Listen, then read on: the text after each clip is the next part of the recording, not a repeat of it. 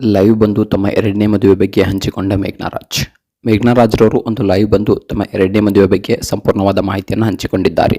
ಅಷ್ಟಕ್ಕೂ ಅವ್ರ ಗಂಡ ಯಾರು, ಯಾವಾಗ ಮದುವೆ, ಏನು ಎಂಗೇಜ್ಮೆಂಟ್ ಆಯಿತಾ, ಇದೆಲ್ಲದರ ಬಗ್ಗೆ ಸಂಪೂರ್ಣವಾದ ಮಾಹಿತಿಯನ್ನು ಈ ಒಂದು ವಿಡಿಯೋದಲ್ಲಿ ಮೇಘ್ನಾ ರಾಜ್ರವರು ಹಂಚಿಕೊಂಡಿದ್ದಾರೆ. ಅಷ್ಟಕ್ಕೂ ಲೈವ್ ಬಂದು ಮಾಹಿತಿಯನ್ನು ಹಂಚಿಕೊಂಡಿರೋಕ್ಕೆ ಕಾರಣವಾದರೂ ಏನು, ಸೊ ಕೆಲವೊಂದಿಷ್ಟು ಅಭಿಮಾನಿಗಳು ಯಾವ ಥರ ಮಾತನಾಡ್ತಾ ಇದ್ದಾರಪ್ಪ ಅಂತಂದರೆ, ಇಲ್ಲ ನೀವು ಎರಡನೇ ಮದುವೆ ಆಗೋದು ತಪ್ಪು ಅನ್ನೋ ರೀತಿಯಲ್ಲಿ ಮಾತನಾಡ್ತಾ ಇದ್ದಾರೆ. ನೀವು ಚಿರಂಜೀವಿ ಸರ್ಜಾ ಅವರಿಗೆ ಮೋಸ ಮಾಡಿದಂತಾಗುತ್ತೆ, ನೀವು ಎರಡನೇ ಮದುವೆ ಆಗೋದು ತಪ್ಪು ಅನ್ನೋ ರೀತಿ ಕೆಲವೊಂದಿಷ್ಟು ಅಭಿಮಾನಿಗಳು ಮಾತನಾಡ್ತಾ ಇದ್ದಾರೆ. ಇನ್ನೊಂದಿಷ್ಟು ಅಭಿಮಾನಿಗಳು, ಇಲ್ಲ ನೀವು ಎರಡನೇ ಮದುವೆ ಆಗಿ, ಯಾಕಪ್ಪ ಅಂತಂದರೆ ನಿಮಗೋಸ್ಕರ ಅಲ್ಲದೆ ಹೋದರೂ ನಿಮ್ಮ ಮಗನಿಗೋಸ್ಕರ ಆದರೂ ನೀವು ಎರಡನೇ ಮದುವೆ ಆಗಲೇಬೇಕು. ಯಾಕೆ ಅಂದರೆ ನಿಮ್ಮ ಮಗ ಇನ್ನೂ ಚಿಕ್ಕವನು, ಅವನಿಗೆ ಒಬ್ಬ ತಂದೆ ತಾಯಿ ಆಸರೆ ಬೇಕೇ ಬೇಕು, ತಂದೆ ತಾಯಿ ಆಸರೆ ಅವನಿಗೆ ಬೇಕೇ ಬೇಕು. ಇನ್ನೂ ಚಿಕ್ಕವನು, ಎರಡನೇ ಮದುವೆ ಆಗಿ ನೀವು ಅನ್ನೋ ಮಾತನ್ನು ಹೇಳ್ತಾ ಇದ್ದಾರೆ. ಸೊ ಈಗ ಮೇಘ್ನಾ ರಾಜ್ರವರು ಸ್ವತಃ ತಾವೇ ಒಂದು ಲೈವ್ ಬಂದು ಎರಡನೇ ಮದುವೆ ಆಗ್ತೀನಿ ಅನ್ನೋದನ್ನು ಈ ಹಿಂದಿನ ಒಂದು ಯೂಟ್ಯೂಬ್ ಚಾನಲ್ನ ಪಾಡ್ಕಾಸ್ಟ್ನಲ್ಲಿ ಹೇಳಿದರು. ಸೊ ಈಗ ಒಂದು ಲೈವ್ ಬಂದುಬಿಟ್ಟು, ನಾವು ಎರಡನೇ ಮದುವೆನ ಯಾಕೆ ಆಗ್ತಿದ್ದೀನಿ, ಸೊ ನಾನು ಎರಡನೇ ಮದುವೆನ ಬೇಡ ಅನ್ನೋಂಥವಳು ಯಾಕೆ ಎರಡನೇ ಮದುವೆನ ಆಗ್ತಿದ್ದೀನಿ, ಇದು ನನ್ನ ಗಂಡ ಯಾರು, ಸೊ ಯಾರನ್ನ ಮದುವೆ ಆಗ್ತೀನಿ, ಯಾವಾಗ ಮದುವೆ, ಇದೆಲ್ಲದರ ಬಗ್ಗೆ ಸಂಪೂರ್ಣವಾದ ಮಾಹಿತಿಯನ್ನು ತಿಳಿಸ್ಕೊಟ್ಟಿದ್ದಾರೆ. ಹಾಗಿದ್ರೆ ಬನ್ನಿ ಸ್ನೇಹಿತರೆ, ಒಂದೊಂದಾಗಿ ಮಾಹಿತಿಯನ್ನು ತಿಳ್ಕೊಂಡು ಹೋಗೋಣ. ಅದಕ್ಕೂ ಮೊದಲು ನೀವು ನಮ್ಮ ಚಾನಲ್ಗೆ ಹೊಸಬರಾಗಿದ್ದರೆ, ನೀವೇನು ನಮ್ಮ ಚಾನಲ್ನ ಸಬ್ಸ್ಕ್ರೈಬ್ ಮಾಡಿಲ್ಲ ಅಂದರೆ ಈ ಕೂಡಲೇ ಸಬ್ಸ್ಕ್ರೈಬ್ ಮಾಡಿ. ಹಾಗೆ ಪಕ್ಕದಲ್ಲಿರೋ ಒಂದು ಬೆಲ್ ಐಕಾನ್ನ ಪ್ರೆಸ್ ಮಾಡೋದ್ರ ಮೂಲಕ ನಮಗೆ ಸಪೋರ್ಟ್ ಮಾಡಿ. ನೀವು ಯಾಕೆ ಒಂದು ಬೆಲ್ ಐಕಾನ್ನ ಪ್ರೆಸ್ ಮಾಡಬೇಕಪ್ಪ ಅಂತಂದರೆ, ನೀವು ಆ ಒಂದು ಬೆಲ್ ಐಕಾನ್ನ ಪ್ರೆಸ್ ಮಾಡಿದ್ರೆ ನಮ್ಮ ಎಲ್ಲ ವೀಡಿಯೋಗಳು ನಿಮಗೆ ನೋಟಿಫಿಕೇಶನ್ ರೀತಿ ಬರ್ತವೆ. ಸೊ ನಾವು ಏನೇ ಅಪ್ಡೇಟ್ ಕೊಟ್ಟರು ಅದು ನಿಮಗೆ ಬರುತ್ತೆ. ಹಾಗಿದ್ರೆ ಬನ್ನಿ ಸ್ನೇಹಿತರೆ, ವಿಡಿಯೋನ ಸ್ಟಾರ್ಟ್ ಮಾಡೋಣ. ತಡ ಯಾಕೆ ಮಾಡೋದು. ಮೇಘ್ನಾ ರಾಜ್ ಹಾಗೆ ಚಿರಂಜೀವಿ ಸರ್ಜಾ ಇವರಿಬ್ಬರು ಒಂದು ಒಳ್ಳೆಯ ಜೋಡಿ ಅನ್ನೋದನ್ನು ನಾವು ಇಲ್ಲಿ ಹೇಳ್ಬೋದು.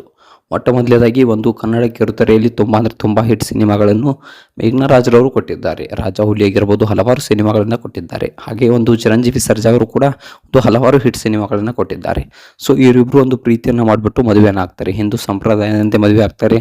ಹಾಗೆ ಒಂದು ಇವರು ಮೇಘ್ನಾ ರಾಜ್ರವರು ಕ್ರಿಶ್ಚಿಯನ್ ಆಗಿರೋದ್ರಿಂದ ಒಂದು ಕ್ರಿಶ್ಚಿಯನ್ ಸಂಪ್ರದಾಯದಂತೆ ಕೂಡ ಮದುವೆಯನ್ನು ಆಗ್ತಾರೆ.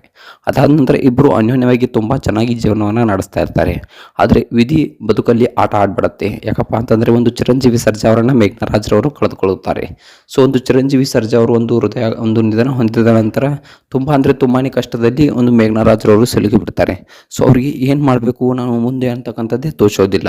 ಒಂದು 6 ತಿಂಗಳಿಂದ 1 ವರ್ಷದ ಕಾಲ ಸೊ ಸುಮ್ಮನೆ ಮನೆಯಲ್ಲೇ ಕೂತ್ಬಿಡ್ತಾರೆ. ಒಂದು ಆಕಾಶವೇ ತಲೆ ಮೇಲೆ ಬಿದ್ದಂತೆ ಕೂತ್ಕೊಂಡು ಬಿಡ್ತಾರೆ. ಅದಾದ ನಂತರ ಅವರ ತಂದೆ ತಾಯಿಯವರು ಇವರಿಗೆ ತುಂಬಾ ಫೋರ್ಸ್ ಮಾಡ್ತಾರೆ, ನೀವು ಎರಡನೇ ಮದುವೆ ಆಗಿ ಅನ್ನೋದನ್ನು. ಸೊ ಆದರೆ ಇವರು ಯಾವುದೇ ಎರಡನೇ ಮದುವೆಯನ್ನು ಆಗೋದಕ್ಕೆ ಒಪ್ಕೊಳ್ಳೋದಿಲ್ಲ. ಇಲ್ಲ, ನಾನು ಯಾವುದೇ ಎರಡನೇ ಮದುವೆಯನ್ನು ಆಗೋದಿಲ್ಲ ಅನ್ನೋ ಮಾತನ್ನು ಹೇಳ್ತಾರೆ. ಸೊ ಇಲ್ಲ, ನಾನು ಚಿರಂಜೀವಿ ಸರ್ಜಾಗೆ ಮೋಸ ಮಾಡಿದಂತಾಗುತ್ತೆ, ನಾನು ಎರಡನೇ ಮದುವೆಯನ್ನು ಆಗೋದಿಲ್ಲ ಅನ್ನೋ ಮಾತನ್ನು ಹೇಳ್ತಾರೆ. ಅದಾದ ನಂತರ ಏನಾಗುತ್ತೆ ಅಪ್ಪ ಅಂತಂದ್ರೆ, ಒಂದು ವಿಜಯ ರಾಘವೇಂದ್ರ ಹಾಗೆ ಇವರ ಇಬ್ಬರ ಒಂದು ಜೋಡಿ ಬಗ್ಗೆ ಕೆಲವೊಂದಿಷ್ಟು ಜನ ಮಾತನಾಡೋಕ್ಕೆ ಶುರು ಮಾಡ್ತಾರೆ. ಯಾಕಪ್ಪ ಅಂತಂದರೆ ವಿಜಯ ರಾಘವೇಂದ್ರ ಅವರ ಪತ್ನಿ ಸ್ಪಂದನಾ ಅವರು ಕೂಡ ಒಂದು ಮರಣವನ್ನು ಹೊಂತಾರೆ. ಅವರಿಗೂ ಕೂಡ ಒಬ್ಬ ಮಗಳಿದ್ದಾನೆ. ಹಾಗೆ ಈ ಕಡೆ ಮೇಘ್ನಾ ರಾಜ್ ಅವರಿಗೂ ಕೂಡ ಒಬ್ಬ ಮಗಳಿದ್ದಾನೆ. ಇವರಿಬ್ಬರು ಕೂಡ್ಕೊಂಡ್ರೆ ಚೆನ್ನಾಗಿರುತ್ತೆ, ಇವರಿಬ್ಬರ ಜೋಡಿ ತುಂಬಾ ಚೆನ್ನಾಗಿರುತ್ತೆ ಅನ್ನೋ ಮಾತನ್ನು ಕೆಲವೊಂದಿಷ್ಟು ಅಭಿಮಾನಿಗಳು ಹೇಳ್ತಾರೆ. ಅದಾದ ನಂತರ ಏನಾಗುತ್ತೆ ಅಪ್ಪ ಅಂತಂದರೆ, ಒಂದು ವಿಜಯ ರಾಘವೇಂದ್ರ ಅವರು ಒಂದು ಲೈವ್ನಲ್ಲಿ ಬಂದುಬಿಟ್ಟು, ಸೊ ನಾನು ಯಾವುದೇ ಎರಡನೇ ಮದುವೆನ ಆಗೋದಿಲ್ಲ, ನನಗೆ ಹಾಗೆ ಮೇಘ್ನಾ ರಾಜ್ರವರಿಗೆ ಹೋಲಿಸಬೇಡಿ, ನನ್ನ ಪತ್ನಿ ಸ್ಪಂದನಾ ಅವ್ರನ್ನ ಬಿಟ್ಟು ನಾನು ಅವ್ರ ಜಾಗದಲ್ಲಿ ಯಾರನ್ನೊಂದು ರಿಪ್ಲೇಸ್ ಮಾಡೋದಿಲ್ಲ ಅನ್ನೋ ಮಾತನ್ನು ಹೇಳ್ತಾರೆ.